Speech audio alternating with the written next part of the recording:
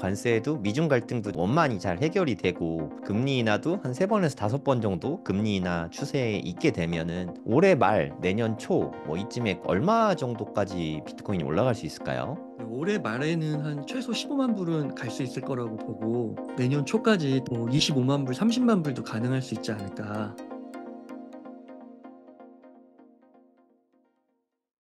네, 안녕하세요. 성정길입니다. 오늘도 웅달님 모시고 이야기 나눠보도록 하겠습니다. 네, 안녕하세요, 웅달님. 네, 안녕하세요, 대표님. 네, 오늘은 좀 기분 좋게 하루를 시작할 수 있을 것 같아요. 네, 네. 아침에, 이거 지금 차트 보이시나요? 네, 네, 갑자기, 이게 시간봉인데, 한 시간봉으로 막 팍팍팍 올라가지고 9만 7천 달러를 네, 다시 넘어섰거든요. 네, 지금 갑자기 달러 값이 떨어져서 네, 한국의 업비트 가격으로는 좀 1억 4천에 많이 못 미치긴 하지만 네, 그냥 국제적인 가격인 달러 가격으로는 9만 7천 한 200달러 정도 선에서 거래가 되고 있습니다. 갑자기 엄청 많이 올랐어요. 이거 뭐 네. 뉴스가 나왔나요? 갑자기 왜 이렇게 오르죠, 홍달님? 그러게요. 이게 갑자기 방송을 하기 전에 올라가지고요. 네, 급하게 한번 찾아봤는데 네, 보니까 이제 그 베센트 재무부 장관이 네. 이번 주에 스위스에서 중국 부총리를 만난다고 하네요. 부총리. 그래서 중국 그 상무부도 미국과 협력하기로 결정했다. 음. 그런 차원에서 이제 중국과 미국이 이제 뭔가 그 화해의 제스처, 그 첫 발을 뗀 게 아니냐, 그 기대감에 좀 반영된 네. 게 아닌가 이런 해석이 있더라고요. 만약에 이거 진짜 협상만 잘 타결이 되면 이거 뭐 주식뿐만 아니라 비트코인도 되게 호재가 될 수 있지 않나요? 엄청난 호재가 될 것 같습니다. 왜냐하면 지금 이렇게 30%까지 이렇게 하락했던 이유가 네. 관세 때문이었고, 음, 관세를 펼치는 이유의 핵심은 미중 패권 전쟁이기 때문에 그 양측이 뭔가 좋은 신호가 나온다 하면 네. 다시 뭐 되돌리는 거는 뭐 순간이지 않을까 싶은데요. 그러면 뭐 미국하고 중국하고 서로 뭐 100% 넘는 관세를 때려놔서 사실 무의미한 숫자라고 생각하고 웅달님 생각하시기에 미국이랑 중국이랑 미국이 중국한테 관세를 한 몇 퍼센트 정도 하면 최선일 것 같으세요? 그거는 되게 전문적인 영역 같습니다. 어, 그러니까 상호 관세로 10%가 있고 물론 그거보다 높을 것 같은데 네. 특정하게 몇 퍼센트라고 하기에는 참 어렵지 않을까. 그러면 이렇게 그 미국이 최소한으로 상호 관세 제시한 게 예전에 10%였잖아요. 지금 관세 네. 유예 기간도 10%고 만약입니다. 만약에 된다가 아니라 중국의 관세를 일단 기본적으로 10%만 부과하겠다. 만 이렇게 극적으로 타결이 됐어요. 그러면 호재로 봐도 되겠습니까? 그거 엄청난 호재 같습니다. 10%. 10%면 네. 엄청난 호재. 그럼 네. 20%는 어떻게 생각하십니까? 저는 한 30%까지도 그래도 좀 시장이 약간 긴가민가 하겠지만, 네. 우리나라 같은 경우도 그렇고, 웬만한 나라들이 한 20에서 30% 선에 있는 것 같아요. 네네. 그래서 한 20에서 30% 정도면은 그래도 시장이, 조금 좋은 신호로 받아들이면서, 향후에 점점 이제 네. 떨어질 수 있을 것이다. 미국이 경제가 조금 발전도 하고, 무역 적자가 음. 줄면서요. 네. 뭐 그렇게 해석될 수도 있지 않을까라고 생각합니다. 네, 참고로 그 4월 3일 날 이렇게 막 때렸잖아요. 그때 일본이 한 24%였고 한국이 한 25% 선이었던 것 같거든요.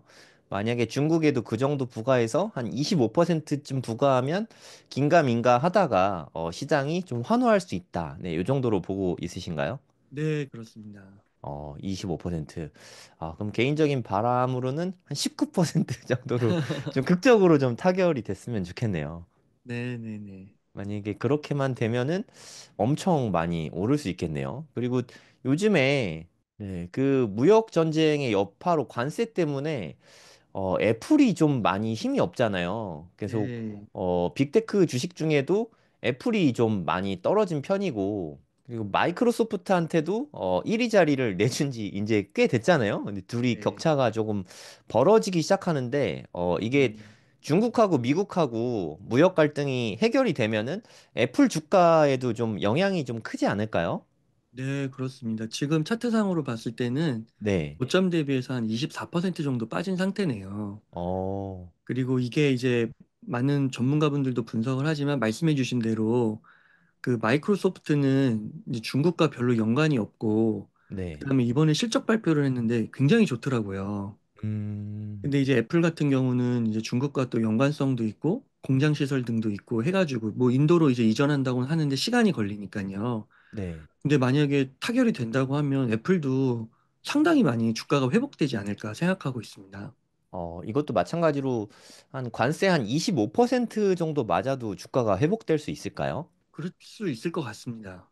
네. 어, 그리고 그 25%가 주는 의미가 있을 것 같은데요. 네. 지금 말씀해주신 대로 막 100몇 프로니까 너무 높잖아요. 네.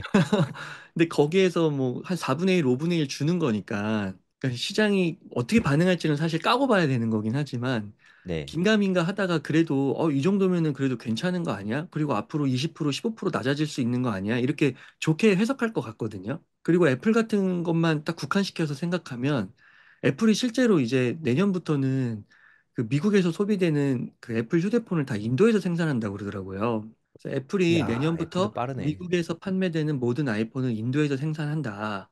이렇게 음. 나오는데 그러니까 물론 앞에 단서는 달았어요. 이르면이라고. 근데 이렇게 공급사들이 이제 이동을 하면 궁극적으로는 뭐 애플 주가도 상당 부분 올라갈 수 있지 않을까 싶습니다. 그럼 만약에 뉴스에서는 이번 주에 스위스에서 미중 간에 뭐 협의가 있을 예정이다라고 말을 했는데 그냥 이건 뭐 재미 삼아서 저는 되게 궁금한 게 비트코인 10만 달러 언제 다시 넘을 수 있을까 이게 되게 좀 관심 포인트거든요. 10만 달러 다시 넘는 거는 저는 되게 중요한 상징적인 의미를 갖고 있다고 생각을 하거든요. 이게 2월 초 이후로 10만 달러 본 적이 없거든요.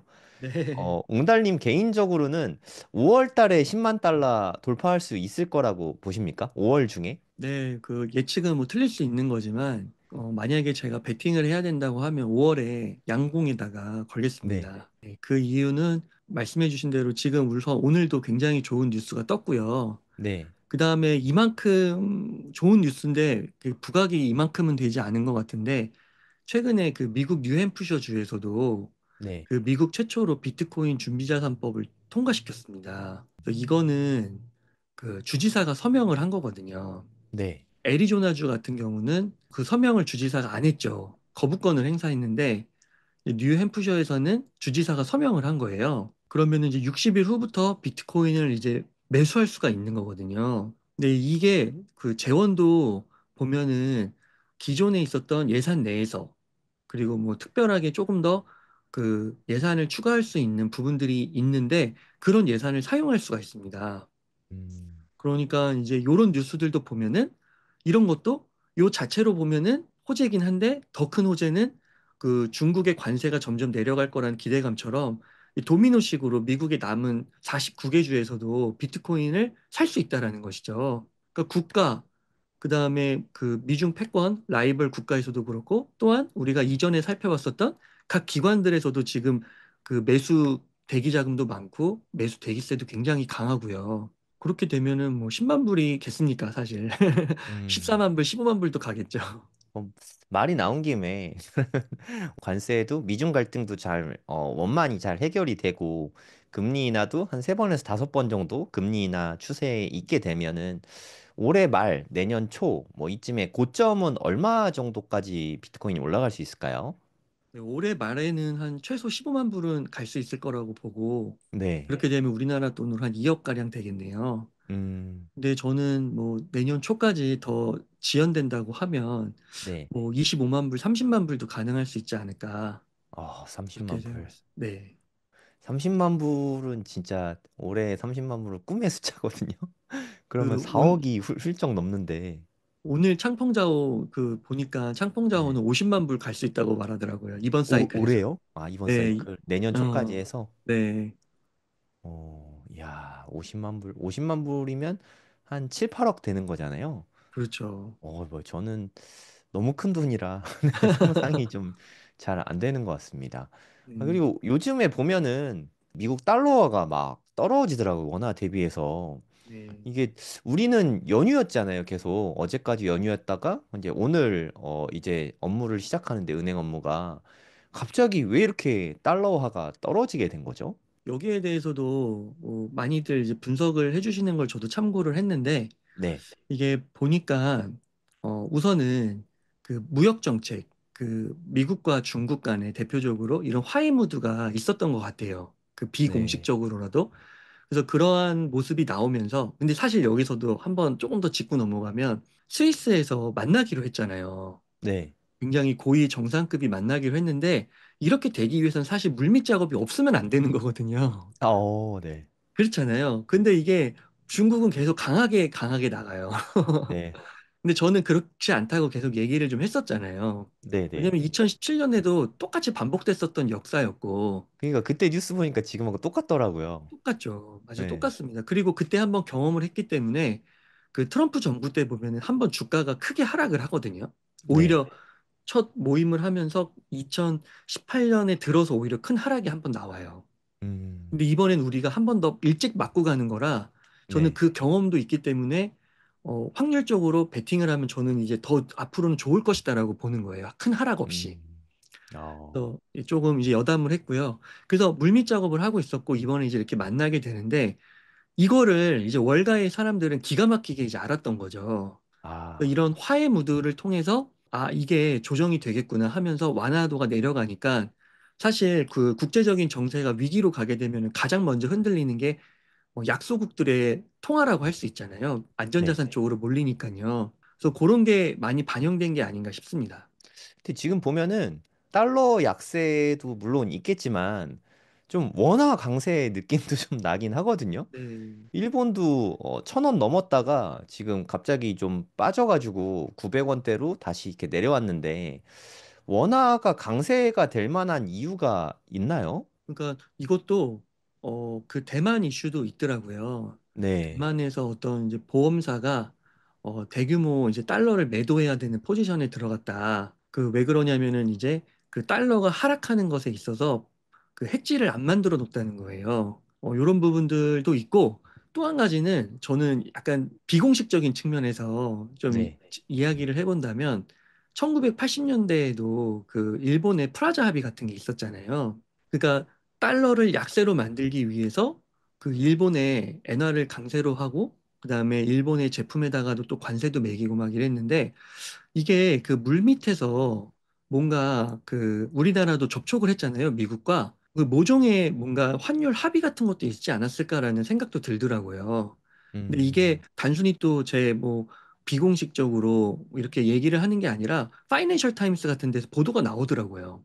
그러니까 이제 일단은 트럼프가 달러 약세로 가고 재정 적자, 무역 적자를 해소해야 되기 때문에 음, 그래서 이제 그러면 이제 이런 질문이 가능하겠죠. 앞으로의 이런 원화 강세 흐름이 한동안 지속될 수 있을 것이냐.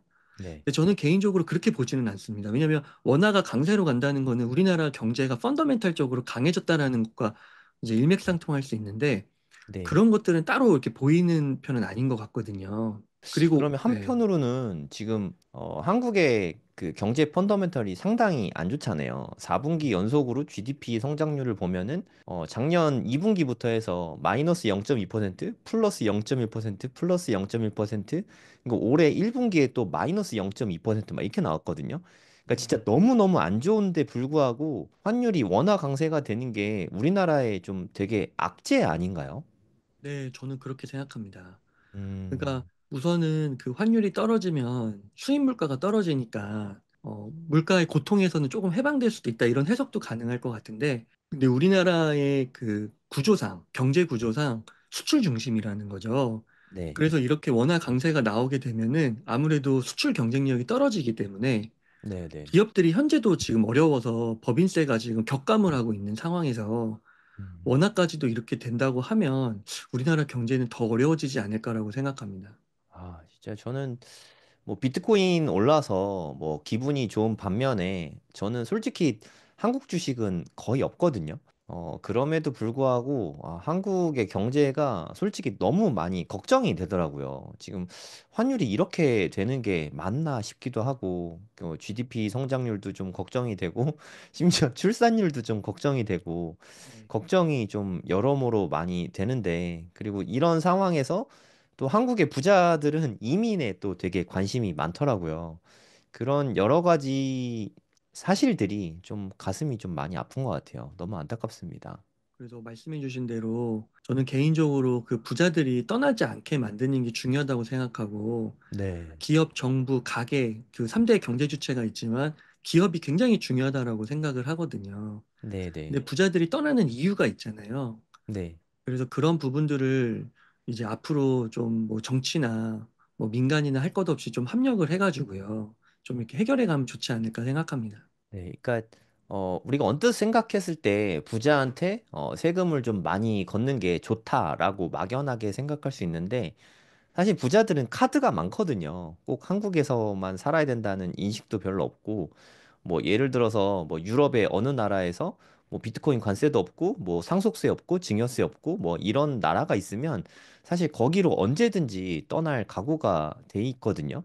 그러니까 뭐 한 몇 억, 몇십억 정도면 뭐 고민이 되겠지만 뭐 몇천억, 뭐 조 단위 뭐 이렇게 수익이 된다면 우리나라 뭐 이재용 회장도 상속받을 때 뭐 몇 조의 세금을 냈잖아요. 네, 그런 거를 좀 피할 수 있는 곳으로 옮겨갈 위험이 있다고 생각을 하거든요. 모든 네. 건 다 이게 양면성이 있으니까.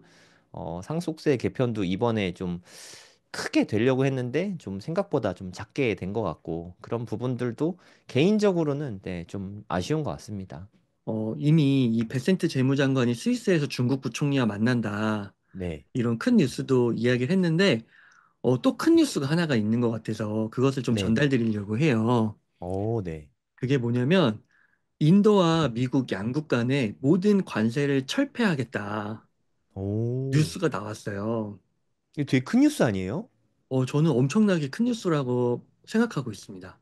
어, 그래서 인도와 미국 양국이요, 서로의 네, 제품에 부과하던 관세가 있었는데, 그거를 모두 없애기로 한 거예요. 그래서 이제 트럼프 대통령이 이 조치가 양국 무역 관계를 더 공정하고 상호 이익이 되는 방향으로 개선할 것이라 밝혔다. 네, 이렇게 이야기를 했습니다. 그러니까 기존에 보면은 이제 인도가 미국산 제품에 대해서 그러니까 관세를 더 부과해서 가중평균 관세율을 따지면 한 12% 정도? 네. 그러니까 미국 2.2%에 비해 매우 높았던 건데 이제 이거를 상호간에 다 없애겠다라는 거예요. 그러면은 어떻게 될까? 저는 그 인도에게도 굉장히 큰 이익이 되고 미국도 지금 바라고 있는 그 방향성이 무역 적자를 줄이고 그 무역 불균형을 해소하는 거잖아요. 그래서 네. 서로가 윈윈하는 그 포인트를 잘 찾아가고 있는 것이 아닌가. 그리고 음. 이러한 것도 이 시장이 알아서 그 주가나 또는 비트코인 가격의 위험 자산에 반영하고 있는 게 아닌가 이렇게 좀 보고 있습니다. 상호간세 중에 기본적으로 한 10% 정도는 부과하겠다고 이렇게 얘기를 했었잖아요. 트럼프 대통령이. 네, 그럼 인도는 그 10%마저도 피해가는 건가요? 그럴 것 같습니다. 지금 진짜 대박이네. 네, 지금 모든 관세를 철폐하겠다고 했으니까 네. 엄청난 뉴스이지 않을까 싶거든요. 그래서 제가 이게 과연 인도한테 이득이 될 수 있는지, 뭐 미국은 워낙 초강대국이니까, 그리고 지금 미국에게는 굉장히 좋은 흐름이잖아요. 네. 왜냐면은 2.2%밖에 어차피 안 됐었고, 그 다음에 뭐 자동차나 뭐 이런 농산물, 제약 이런 것에서 굉장히 그 혜택을 받고 있지 못했었는데, 어차피 네. 잘 되는 방향이기 때문에 걱정이 없는 것 같은데, 과연 인도가 이렇게 미국과 대등하게 이렇게 관세를 철폐하고 무역을 했을 때 과연 이득을 얻을 수 있을 것이냐, 그게 좀 궁금했는데, 네. 이제 이런 분석들이 있더라고요. 이 관세 인하로 인해서 이 글로벌 공급망 참여의 경쟁력이 높아지는 거예요. 음. 그리고 무역 비용도 줄어서 인도 기업의 수출 경쟁력이 강화될 수 있다라는 분석이 나오고 있습니다. 네. 또 미국과의 무역 마찰이 그동안 있었는데 이런 게 없어지니까 다른 해외 국가들이나 기업들이 봤을 때도 이제 인도에 투자를 해도 되겠구나. 뭔가 좀 음. 안정적인 모습을 보여주고 있다라는 거죠. 그래서 외국인 투자 유치 및 혁신을 촉진할 수 있고 또한 디지털 경제 성장 등에도 긍정적인 효과가 기대된다. 그리고 이게 저는 포인트라고 생각하는데 중국을 대신해서 인도를 새로운 생산 기지로 삼으려는 글로벌 자본 유치에 굉장히 도움이 될 수 있다는 거죠. 애플 이야기 해주셨었잖아요. 네. 그런 게 되겠네요. 네, 그래서 애플은 이제 이러한 큰 흐름을 이제 미리미리 알고 인도에다 생산기지 시설도 옮겨놓고 이르면 음. 내년부터 아이폰에 그 미국에서 사용되는 미국에 수출하는 아이폰의 전량을 인도에서 만들겠다라고 이야기도 했었죠. 음. 그래서 이런 흐름이 가게 되면은 결국은 저는 중국이 굉장히 쪼들리는 입장에 처하게 될 것이다라고 생각을 네, 하고, 인도는 제2의 중국, G3 국가로서도 부상할 수 있지 않을까. 강력한 G3 국가? 근데 그렇게 네. 좀 전망이 됩니다. 근데 제가 한 가지 우려되는 건, 사실 중국은 제조업이 정말 전 세계에서 가장 발달한 나라가 지금 현재 되어 있잖아요. 네. 심지어 뭐 저도 알리에서 필요한 물품들을 뭐 1,000원, 2,000원 주고 심지어 배송비도 없이 막 이렇게 사는데 물건들도 너무 좋은 거를 쓰고 있거든요. 근데 인도 같은 경우는 제가 인도를 되게 좋아해요. 그 예전에 제 닉네임도 인도유랑이었고 인도를 상당히 좋아하는데 인도는 놀랍도록 발전을 잘 안 하는 나라이거든요. 사실 제조업도 모르겠어요. 아이폰은 얼마나 잘 만들지 뭐 그런 건 모르겠지만 생필품이나 기타 뭐 우리 뭐 휴지 뭐 이런 것들 있잖아요. 미국의 휴지를 특히나 뭐 되게 중요시 여기는 나라인데 이런 게 인도 제품도 향후에는 좀 경쟁력이 생길지 저는 이런 부분에 약간 좀 의문이 좀 들긴 하거든요.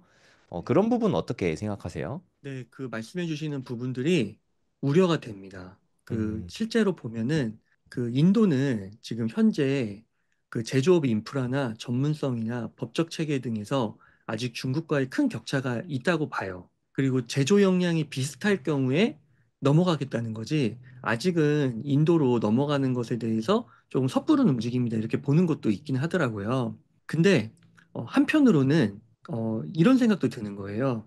요즘에 저희가 고래동 공부에서 네, 그 오태민 작가님의 트럼프 시대의 지정학과 비트코인을 저희가 같이 공부를 하고 있잖아요. 책을 읽으면서. 네, 네. 근데 이게 과거에도 비슷한 사례가 있었던 것 같아요.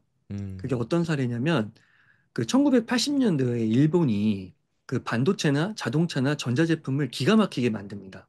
근데 이 일본이 이제 몇 가지 실책을 범해요.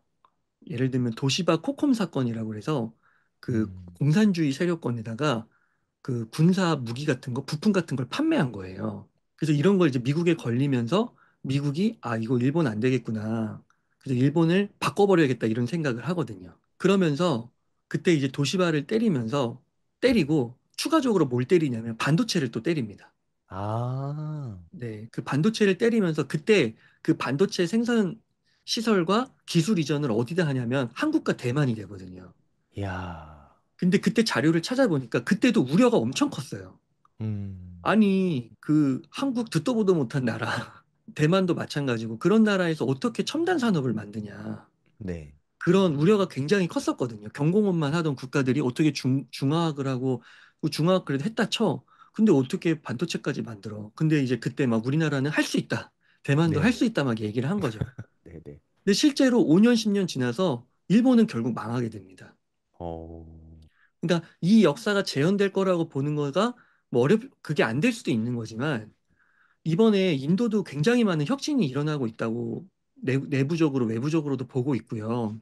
그렇기 때문에 5년, 10년이 지나면 어떻게 될지 모르는 거죠. 저는 진짜 인도의 모디 총리 그분이 정말 대단하신 것 같아요. 네. 인도는 제가 되게 좋아하는 나라라고 했잖아요. 그러니까 놀랍도록 변화가 없는 나라였거든요. 20년, 30년, 50년, 100년 동안 못 변하던 그거를 이렇게 뭐 짧은 기간에 뭐 5년도 뭐 안 되는 시간에 갑자기 진짜 정말 많은 게 바뀌는 게 저도 좀 느껴지거든요. 네. 그래서 옹달님 말씀을 들으니까 진짜 그럴 수도 있겠구나 하는 생각이 좀 많이 드는 것 같아요. 그러니까 인도 사람들도 사실 솔직히 말해서 요즘에 빅테크 기업 대부분 CEO가 거의 다 인도 사람이잖아요. 그러니까 인도를 무시할 수 없다는 생각은 했었는데 제조업까지도 중국을 대처할 수 있을까? 뭐 이런 부분에 대해서는 의문이 좀 많이 생겼었는데 웅달님 말씀을 듣고 보니까 충분히 가능성이 있지 않나 하는 생각도 많이 들긴 하네요. 네, 저희가 트럼프 시대의 지정학과 비트코인을 공부하면 중국의 과거에 대해서도 공부하게 되는데 네, 중국도 마찬가지예요. 중국도 그 성정일 대표님도 생각나실 텐데 그 대학교 다니실 네, 때만 해도 중국 제품 싸구려 제품이고 품질 안 좋고 이런 생각 그쵸. 많이 들지 않으셨나요? 네, 이거 중국산이야. 뭐 이런 거 있죠. 어, 근데 옛날엔 못 지금 썼죠. 그렇죠. 10년, 20년 지나니까 엄청나게 품질이 올라왔잖아요. 네. 이게 인도도 마찬가지가 될 수 있다는 겁니다. 학습을 하면요. 음, 그리고 인도뿐만 아니라 뭐 베트남이나 뭐 인도네시아나 이런 쪽도 지금 공급망 다변화를 하고 있어서 네, 그래서 저는 이게 중국이 굉장히 긴장을 하고 있다고 생각합니다. 이런 부분들이 잘 보도는 되지 않는 것 같은데 네, 외신들에게서는 되게 잘 나오고 있거든요. 그러니까 음, 중국도 이런 뭐 소비재 상품, 그러니까 뭐 미국이 지금 뭐 월마트에 뭐 아마존에 생필품이 뭐 줄어든다, 뭐 이 재고가 줄어든다 이런 얘기를 하고 있지만 네, 사실 이런 거는 굉장히 진입장벽이 낮은 산업이라고 볼 수도 있다라는 거죠. 그러니까 음, 단시간 내에서는 물론 문제가 될 수 있지만 어느 정도 시간이 지나면 이런 부분들은 해결이 될 수 있는 부분이기 때문에 네. 중국도 막 동남아 순방을 하고 유럽에 화해 제스처를 보내고 이러한 것들이 이런 것들을 우려한 모습이 아닐까. 그리고 겉으로는 막 강하게 나가지만 결국엔 스위스에서 또 만나가지고 회동을 한다고 하잖아요. 그러니까 발등에 불 떨어지지 않았나 이런 생각이 드는 측면도 있습니다. 또 한 가지 궁금한 게, 인도에 뭐 우리가 개별 기업에 투자하는 건 너무 어렵지만, 우리 예전에 또 막 브릭스 막 이런 거 있었잖아요. 예전에, 네, 뭐 차이나하고 인도하고 뭐 여러 가지, 그런 게 좀 유행하던 때가 있었는데, 사실, 네, 그게 유행하기 전에는 진짜 엄청 많이 브릭스가 다 올라갔다가 나중에 인기를 끌고 나서 이렇게 쭉 빠졌었잖아요. 지금 막 인도에 투자해야 된다, 이런 붐이 일진 않은 것 같거든요. 제가 봤을 때는. 근데 네, 인도가 지수리 국가가 될 거라는 이야기는 정말 많거든요. 그럼 네. 인도 ETF에 지금부터 투자하는 건 어떻게 생각하시나요? 인도 그 주가를 보면은, 네. 센섹스 주가를 보면은 상당히 많이 올라왔습니다. 음, 그 이미 되게, 근데 한번 고점을 찍고 지금 하락한 상태이긴 하지만 네. 전체적으로 보면 우상향을 그리고 있기는 하거든요. 네네. 근데 만약에 저보고 인도를 투자할 거냐 이러면은, 저는 뭐 5% 이내?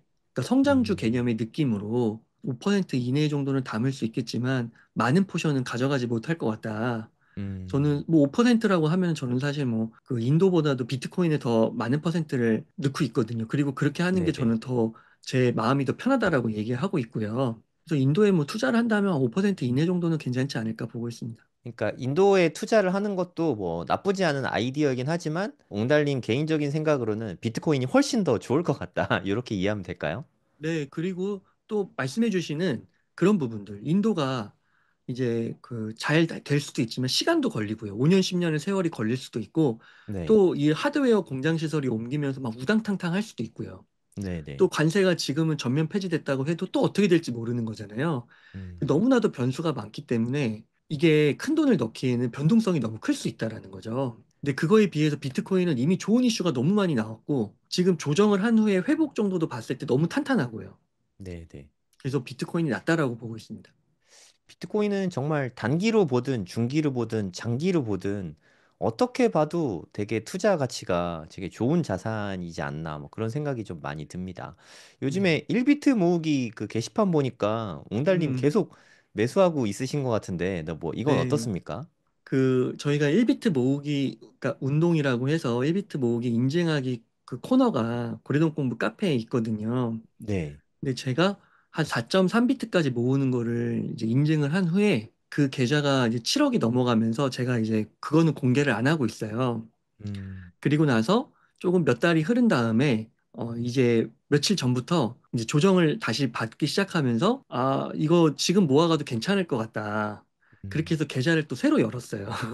어, 네, 그렇게 해서 지금 이제 여기 비트코인 새 계좌를 만들었습니다. 수익률 목표 50%로 이제 매일매일 한 3만 5천 원 정도, 그러니까 월에 한 100만 원 정도 사는 거거든요. 네. 네, 그렇게 해서 이제 어제 그저께까지 4회차. 오늘 음, 좀 올랐으니까 아마 이 수익률은 플러스로 전환이 됐을 것 같은데 이렇게 네. 매일매일 매수를 하고 있습니다. 그 성 대표님께서도 계속 매수하고 있으시지 않으신가요?